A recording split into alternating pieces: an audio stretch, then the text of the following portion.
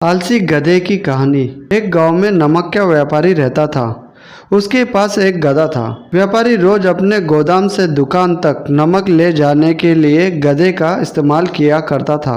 वो नमक को बोरी में भरकर गधे की पीठ पर लाद देता था और उसके साथ साथ चलता हुआ दुकान तक जाता था। व्यापारी का गधा आलसी था।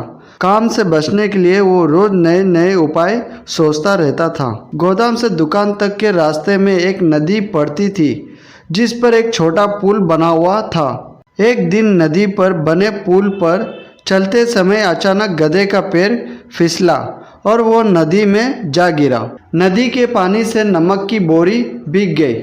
जब तक व्यापारी ने गधे को पानी से निकाला तब तक बोरी में भरा हुआ सारा नमक घुल चुका था। गधा जब चलने लगा तो उसे बोरी का वजन बहुत कम लगने लगा और वो खुश हो गया। उसने सोचा कि अपने ऊपर लदा बोझ हल्का करने का ये बहुत बढ़िया तरीका है। अगले दिन वो जानबूझकर नदी में गिर पड़ा। नमक पानी में घुल जाने से बोरी का वजन फिर कम हो गया।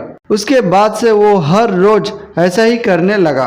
रोज रोज गधे की ये हरकत देखकर व्यापारी उसकी चालाकी समझ गया। उसने गधे को सबक सिखाने का फैसला कर लिया और अगले दिन बोरी में नमक के जगह पर रुई भर कर गधे की पीठ पर लाद दिया। रुई हल्की थी।